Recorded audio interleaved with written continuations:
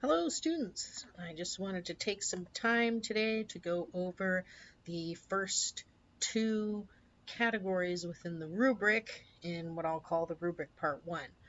Hopefully you have already looked at the rubric. It's under recurring documents, under content every week. So if you look at the rubric, you can actually pull it up and you can see all the little check boxes, which is what I fill out every time I grade one of your prompt responses. So what is the rubric? The rubric is the overall grading scheme used across the WRIT program. So it's used in every single section and every course, not just for me, but for everyone in the whole school. It's used for prompt responses, which are our essay assignments that are due in each individual section, and also the exit test, which is the final exam that everyone in the WRIT program takes at the end of the semester. So what does the rubric quantify exactly? This specific rubric looks at essay writing skills. So these include skills such as critical thinking, writing mechanics. So that would be like, the nuts and bolts of writing as a craft, as well as grammar and style. It also judges essay format, so like the 5-paragraph essay format, and also it looks at logic and reasoning. So that's it. Recall the course is called Reason and Writing, so those are kind of the two categories that are looked at, broadly speaking, in this course and on the rubric. So how does the rubric quantify these skills? This is done through kind of two horizontal and vertical quadrants, if you will. The columns in the rubric are categories, of which there are 4: content, organization, style, and mechanics. And horizontally, the rows are all qualities that are required in each category. And there's 3 or 4 of those specific qualities per category that you're trying to reach. So the goal of this short video is to introduce you not only to those 4 categories and what those mean, but then also look at specifically line by line what each quality refers to in regards to what mark you're going to get and how these prompt responses are actually graded. This first video, we're just going to be looking at content and organization because those are what you're going to be marked for on your first prompt response, which is due on the essay Cats and Dogs by Amy Weinberg. Another important question that I imagine you're asking yourself is, why is the rubric used? The reason why is because we want all students to be graded on the same set of skills. We want that consistency to be across not only each one of my courses as a professor, but courses taught by different professors and across the WRIT program as a whole, which then is applied to the whole school, as every program has students in the WRIT program. So this specifically helps students work on those skills that are sought by the people that are going to be hiring you once you actually get out of school. And since the whole school participates in the WRIT program, every other program, every other discipline at the school has students go through the WRIT program and take the exit test. This prepares students for college level writing across Fanshawe, as well as beyond. So first, I'm going to go through some definitions that are of words that are used in the rubric that you may not be familiar with so far. I believe I may have discussed some of these in class, but I'll just make them explicit here just in case. So the first definition is of assertions, which means basically any argument or claim that you put forward. Another way of putting this would be, either main points or supporting points, such as what you would outline in your 3-point thesis statement. An assertion is essentially any articulated argument. Now, the word proofs is also used in the rubric.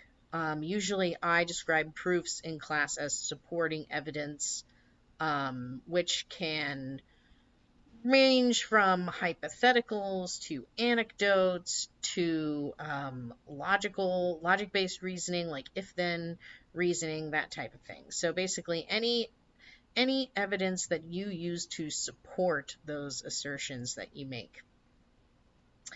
Another term that's used is paragraph sequence. So that refers to the sequence in which your paragraphs are ordered in your essay, and it also includes how the ordering of those paragraphs is arranged logically. So how are your paragraphs organized in relation to other paragraphs? And so how does each point relate to the next, and also relates to the ones before it? By contrast, paragraph structure is what goes on within each paragraph. So paragraph sequence is like the overall structuring of your essay, but paragraph structure refers to elements within your paragraph in the internal organizations. That includes topic and concluding sentences, where your proofs are, as well as if it's an introduction or a conclusion, that can include a signal phrase, summary, a 3-point thesis statement, or a memorable statement. Finally, the prompt, or the rubric for prompt responses, refers to the dialogic relationship to the prompt. So that means being in dialogue with the original article that you are responding to. So the term prompt response implies you're responding to the prompt article. So one of the key elements of the rubric is making sure that you are staying connected back to that original prompt and responding directly to the points made by the author of the given prompt. So first, we're going to go through the first column, content. So this is one in particular that we've been working on for the past couple of weeks, and for the I think at least the next week, if not the next couple of weeks as well.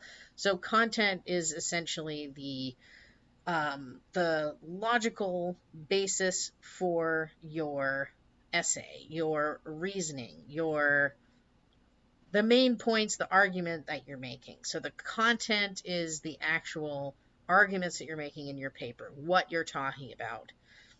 The skill that you need when you were hired outside of college that this specific column speaks towards is critical thinking.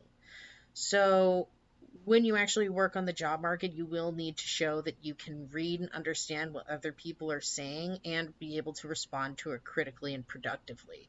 So the way that you can show your critical thinking skills in this column is by showing, and in your essays and writing at large, is by showing your novel and logical arguments. So one way that you can show those arguments is by having the following 4 categories on lock. The first is having a thesis claim. So in order to make an argument that's coherent at all, you need a central claim. So that's your thesis claim. The second thing that's going to be marked is the fact that you have 3 main points. So that includes how those 3 main points are articulated in your introduction, and how they manifest in your 3 body paragraphs, and making sure that those stay consistent. The third is supporting evidence, which is on the inside of your body paragraphs, after your topic sentence and before your concluding sentence in your body paragraphs, making sure that that evidence actually does provide support or proof for your main points. And finally, what's graded under content is summary. So that's your reading comprehension skills. That makes sure that you actually understand what the original author was saying and can repeat it back to the reader in a succinct and coherent way. So the first descriptor, the first row in the content column, is the thesis claim. And you are graded from a 0 to a 5, 5 out of 5 being the highest point value you can get, and 0 out of 5 being the least. So 0 out of 5 I don't even put on here, and I don't explain on here, because a 0 means you just don't have a thesis claim, which is almost impossible to do. Most of the time, even if you get a low score in this row, it's because it is near it's difficult to understand what exactly you're trying to argue. So one problem that you may come across, and this is what happens in like a 1 or 2 out of 5 in this descriptor for the thesis claim, is that it's unclear what you're trying to say, or your thesis claim is actually incomplete or misplaced. So if you have your thesis claim only in the conclusion and not in the introduction, that could give you a 2. Also, if you have a thesis claim where the stance is not entirely clear, like we don't know whether you're arguing for or against what the author is saying, or if there doesn't seem to be like a real rallying cry around which your points are made, you will get a low mark in this descriptor row. Ideally, you should have a coherent thesis with all 3 of your main points being clearly articulated and thematically connected. I've described a roadmap versus a concession style thesis. Both are good. Obviously, the highest in this category is having a concession style thesis, which is why we talked about it in the course. So a concession style thesis not only has a coherent thesis claim that is logically connected to your 3 main points, but also adds a point of concession in favor of your author. So it'd say, while the author is correct about, she is incorrect that central argument because 1, 2, 3. So the 1, 2, 3 are your main points or your assertions, and so that's the next descriptor row. So a 0 out of 5 would be you have no assertions, which would be very hard to do. That basically would be like if you didn't turn in anything at all. And then a 5 out of 5 for your assertions would be unique and novel assertions. So 1 out of 5 would be if you literally just copy and repeat everything that the author said in the original article. While technically you would have individual points, they are not your own original thought. So if you copy points from the prompt, like for instance, you just repeat paragraph by paragraph the main point that Weinberg puts forward about cats being superior to dogs, you would get a 1. A 2 would be basically repeating most of what was said in the article. So if you have if most of what you say is responding or like just repeating the article, then you would probably get a 2. A 3 out of 5 would be you've got some of your own original thought and some directly from the prompt. Ideally, a 4 or 5 would mean that your arguments, your assertions are not only unique and novel, meaning they're your own original thought and they're something that other students haven't argued, but also they clearly support your thesis claim. Next up, we have evidence, and this is the 3rd descriptor in the column. Evidence for your assertions include your supporting points that basically provide, they back up the claims that you're making in your 3-point thesis statement and in your body paragraphs. So your evidence runs from a 0 to a 5. A 0 would be no proofs at all. A 1 out of 5 would be maybe you have some proofs, but they're tangential or they don't really make sense. Like, for instance, in Weinberg's essay, Cats and Dogs, there's that paragraph where she basically goes on a ramble and ends with talking about cars hitting cats in the road. That would be an example of like a completely irrelevant or erroneous proof that is poorly connected to the central claim of that paragraph that she's making. If you restate evidence that the original author uses in her argument, that would be a 2, because those proofs then are still derived from the prompt. A 3 would be proofs that are connected to the prompt, but maybe don't really go above and beyond in offering something unique or novel to the debate. So like if you say the exact same thing that your classmate Stevie says, then both of you are technically, you both have proofs that are present, but they're not particularly unique, so you get a 3. So usually this means whatever pops into the top of your head, just like, you know, the most basic argument or the most basic proofs that you could think of. A 4, ideally you're shooting for a 4 or a 5, so that would mean proofs that include, ideally, a counter argument and rebuttal, which we'll be going over this week. But more than anything else, you want original proofs that are unique, compelling, convincing, and, as the prompt says, or as the rubric says, irrefutable. So that means hard to refute. So that means that the grader or the reader can't think of any objections to your proofs, or, reasonably speaking, can't imagine any ways to tear down the points that you're putting forward. So that's ideal. Now, finally, in the content column is the summary, which we talked about in our first week of class. So the summary, first of all, needs to be in the right spot. So that's the first thing you can do to at least get a 2. So for a 0 for the summary row would basically be no summary at all. So if you completely forget to write a summary or just jump right into your own argument, then you would get a 0. Usually if you do poorly in this, you would get a 2. So that would be insufficient or misplaced. So misplaced means you put it in the wrong paragraph. Like if you put it in the first paragraph after your introduction, your first body paragraph, that's in the wrong spot. So that's misplaced. Also, if you forget to do it and then put it in the conclusion or something, that's misplaced. It needs to be in the introduction, ideally right after your signal phrase, which will be your first sentence that states the name of the article, the author's name, and then the main point of the article. Then you go into the summary right there.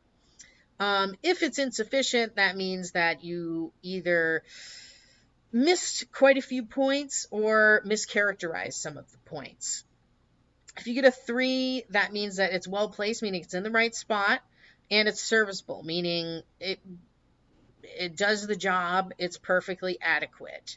Maybe it doesn't succinctly identify all of the correct main points in a way that, repeats their order logically as well. Or maybe if you write something that's a little too long, you might get a 3. For a 4, that would be well placed, meaning it's in the introduction and it's objective. So you don't have any of your own personal commentary in there. It's just stating the facts in sequential order of how they were delivered in the original paper. So that means also you pick the correct points and you only include the relevant points. You don't include all of the random minutia, but you only talk about the points that are relevant, particularly not just relevant to the author's original argument, relevant to your argument that you're going to be talking about in the rest of the paper. So next up, we're going to talk about the second column. The second column is organization. So what skill does organization possibly denote? It means how your paper is organized, and that specifically means essay structure. So 5-paragraph hamburger-style essay structures. That means an introduction, 3 body paragraphs, and then a conclusion. So the way that you show this skill is through what I argue is repeatability and consistency. So as long as you have the same building block elements in each paragraph as you are required, and you're consistently doing that, you'll do great in the organization column. So even if your content is absolute garbage or your grammar is really bad, if you are just consistent with your essay form, it'll make your writing easier to be understood because we know exactly where everything is if it's in the right spot. So the 4 descriptors here, the 4 rows in the organization column include signal phrasing. So that includes the signal phrase, which repeats the author's name, the name of the article, and then the main point of the article, and also signal verbs, which means like the author says, the author denotes, the author describes, Weinberg puts forward, that kind of thing. The second here is paragraph sequence, and the third is paragraph structure, which I think I've talked about at least a little bit. So those elements, hopefully I didn't repeat it. Yeah, okay, I'm just reminding myself what I'm talking about here. Yeah, so paragraph sequence means that you have your three main body paragraphs in the correct order as you described in the introduction in your 3-point thesis statement. It also makes sure that you have an introduction and conclusion. So basically having all 5 paragraphs in the correct spot. The third is paragraph structure. Oh, right. Yeah, I described these when I described the different terminology that's used in the rubric. So hopefully this sounds familiar. I was like, have I said this before? I'm like, yes, I have. So paragraph sequence, again, is slightly different than paragraph structure. So sequence is ordering and then across the paper, and paragraph structure is internal ordering. So that means topic and concluding sentences with proofs in the middle. So like a little sandwich. Finally, the final row in the organization column is the dialogic relationship to the prompt. So that means every single paragraph you're basically pointing back to the original prompt article and critiquing it. So you're constantly in dialogue with the original prompt article and with the original author. So, first is signal phrasing, also known as citation. And so a 0 to 5 here goes from 0 is no citation, so you don't mention the original author. You don't mention the original article. You bring up points, but then you don't actually say where the points are coming from. So you can see how that would be confusing as a reader, and why that's important. Is being able to give credit where credit is due. And if you're responding to someone or to something that someone said, being able to pinpoint, when and where the original author said that is important in making yourself clear and making your arguments more clear. So, a 1 out of 5 would be you do mention the author, but potentially you misspell the author's name, use the wrong gendered pronoun for the author. Maybe you only mention the author in passing and you don't mention the context of, who the author is, or where, the author of what article, like what were they talking about. So another way of doing that is if you have frequent errors, or if you just use the same signal verbs over and over again, like the author says, the author says, the author says, you would get a 1 out of 5. Another way to get a low mark in this column is by being disrespectful towards the author. So in citation, you have to actually respectfully refer to the author. So that includes referring to them by their last name, and not referring to them, Amy Weinberg, for instance, as just Amy. So you would refer to them as Weinberg. You would also, be thoughtful and respectful in referring to the author. So let's see. Yeah, 3 out of 5 would be you have some errors and you're on the whole mostly respectful and have some variation, just adequate. So like you're, basically good job, you did the thing. A 4 out of 5 or a 5 out of 5 would mean a thoughtful, purposeful variety of signal verbs and faultless citation. So every time you refer back to the author in some way, use a different signal verb and use quotation faultlessly, as well as you use the vocabulary of the signal verbs accurately as well.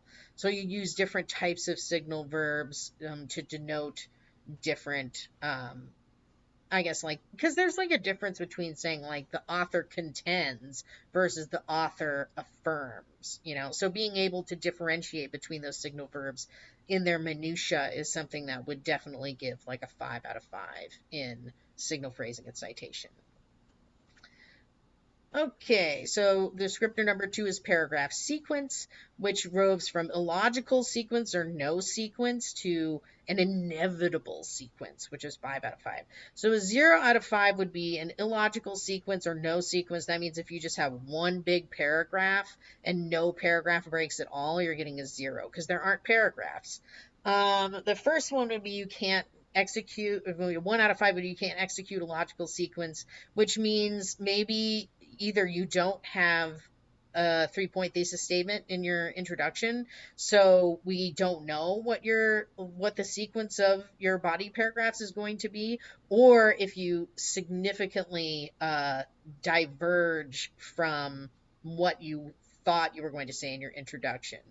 Or maybe if you start out with like one point that's accurate and then just trail off into nonsense, that's an illogical sequence. Let's see. So that would be a 1 or a 2. The third, 3 out of 5 would be a reliable sequence. So you are accurate to what you put forward in your introduction. Good job. A 4 out of 5 would be a well-planned sequence. So not only is it consistent with your 3-point thesis statement, but the ordering actually makes logical sense, and that the sequence actually adds something to your argument. So a 5 out of 5, an inevitable sequence would mean that that paragraph sequence that you order your points in is actually organized in a way that leads up to the conclusion. So that could be either organized in terms of order of importance, or maybe in terms of the strength of the argument. So like your last point is your strongest. Or there's a thematic link. So that's where the Model 2 essay comes in, because if you have your 3 points ordered thematically, then it adds strength to your overall argument. Okay, and finally, is this the last one in this category? I think there's maybe there's 4. Oh yeah, no, there's 2 more categories here. Okay, so the third is paragraph structure. That's right, because the last one's summary. So paragraph structure, again, is internal to the paragraph. So if you don't have any coherent paragraph structure, that means your paragraphs are just straight up a ramble. That would be a 0. Up to a 5 out of 5 would be exemplary paragraph structure. So obviously that's what we're shooting for. A 1 out of 5 means that there aren't really any elements that connect the previous paragraph to this one, or maybe this one to the next one. So like no topic or concluding sentence that kind of improves the flow or introduces you to the topic and then closes up that topic. An inconsistent paragraph structure would mean that all 3 of your body paragraphs lack at least one of these core building block elements. So you're inconsistent.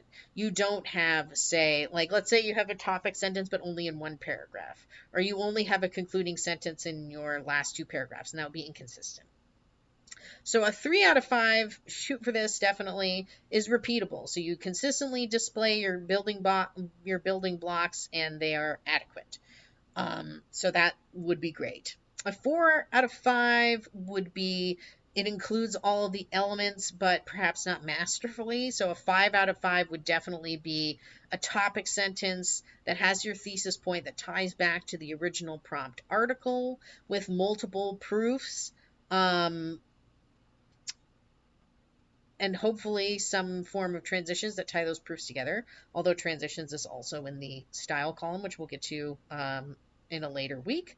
And also, obviously, you need concluding sentences in each of your paragraphs that draw back to your overall thesis claim, and usually, have some kind of added elements that produce a sense of flow between paragraphs. So again, this is kind of a loosey-goosey sort of designation. So honestly, like getting a 5 is not something that I give out very often. Whereas getting a 3 or 4 is like perfectly good. Okay, finally, and this is one that I really, really stress in this course, because the whole premise of the prompt response is this relationship, the dialogic relationship to the prompt. So a 0 out of 5 would be you have no relationship to the prompt at all whatsoever. You're just straight up riffing on the topic. That could also be a symptom of not talking about the original author. So you could also get a poor mark and citation if this is your problem. Whereas a 5 out of 5 would be a responsible, rational relationship to the prompt, which is ideal. So a 1 out of 5 here would also be, a very, very tangential connection to the article, where the arguments are definitely a riff off of the prompt topic. Like maybe if you're talking about cats and dogs, but you are not really connecting back to what the author was saying. A 2 out of 5, a poor dialogue, would be if you are tangentially riffing off of the prompt. Like maybe you do talk about some of the points that the author brings up, but you don't refer back to the author very well. Or if you hew too closely to the prompt. So if a poor dialogue could also include just completely repeating what the author said. So if you either don't use enough details from the original prompt or you use too many details from the original prompt, that would give you a poor dialogic relationship with the prompt. A 3 out of 5 would be an attempt to dialogue. So that would be, maybe most of your points are trying to stay on task, but you get like a little bogged down by randomness or rambliness. Or maybe you rely just a little too much on the prompt. So again, it's like a fine line between going off on your own and like completely, riffing, and then being like a total copycat. So 4 out of 5, by contrast, shows a conversation with the prompt. So again, it's responsible, meaning gives credit where credit is due, like you're not directly cribbing points from the prompt, but also you're engaging in a rational relation with the prompt. So you attend to the points from the original article by referring back to the author and summarizing their points respectfully, but then also move into your own points that are clearly like inspired by but unique from what the author claims. A 5 out of 5, a masterful execution of the rational dialogic relationship, is that, and this is why I recommend that in each topic sentence in your body paragraphs, you refer back to the context that your main point is coming from in that paragraph, because that shows a close connection to the prompt where each of your points lines up with a claim from the original author, but then offers a unique critique or a unique take on that point. So again, your prompt response is a direct response to the prompt article, and shows a mastery of understanding what the original prompt is saying, as well as your own unique critical thought. So let's do a bit of a recap. The 2 columns that we discussed today in the rubric are content and organization. The first column deals with the skill of critical thinking, while the second deals with essay structure. So in the first content column, how to show your critical thinking skills, so through the use of logical and novel argument. So that includes a well-articulated thesis claim and 3 main points brought together typically in a 3-point thesis claim in your introduction, but also repeated consistently across your 3 main body paragraphs. So make it easy to identify not only your overall argument, but what those 3 claims are, and stay with the program. Next is also supporting evidence that directly supports your 3 main claims and overall ties back to that the overarching thesis claim of your argument. You want those all to be logically connected. And finally, to show your critical thinking skills, you have to summarize the original article, making sure to attribute each point back to the original author, and ideally have those summary points directly relate to what you argue in your 3 body paragraphs. Next, organization. The essay structure is most often shown through repeatability and consistency. So as long as you get these core building block elements down, you will get a good score in organization, and your essays will be easier to read. Your writing in general will be easier to read if you are organized and stay on task. So signal phrasing refers to, before you even get into your argument, being able to locate the author's original claims and giving credit where credit is due. So using those unique signal verbs to basically give credit to the author for what they were saying, and using that as a launching pad for your critique. And this critique is broken up into paragraph sequence and paragraph structure. So paragraph sequence is the logical ordering of your paragraphs that is in line with not only how you how you list your 3 main points in your 3-point thesis statement in the introduction, but also ideally connected, and this is the relationship to the prompt, connected back to the 3 main points from the author's original article. So your paragraph sequence is your main body paragraphs 1, 2, 3, given in the same order that you deliver them in your 3-point thesis statement. Your paragraph structure is the ordering within your paragraphs that includes the topic sentence, again, relating back to your central main point for that paragraph, your proofs, which support that main point, and then having your concluding sentence, which ties back to your central thesis claim, and ideally transitions you to the next paragraph. Finally, the relationship to the prompt, the dialogic relationship to the prompt, make sure that not only you appropriately and respectfully refer to the author by informing the reader what points are specific to their argument, but also making sure that your essay responds to those arguments critically. So, in a couple of weeks, I'll do another one of these videos where I explain the latter half of the rubric, which includes the style and mechanics columns, which I will start focusing on in more detail later. For this first and second prompt response, I will mostly be looking at content and organization. So stay tuned, and thanks for listening.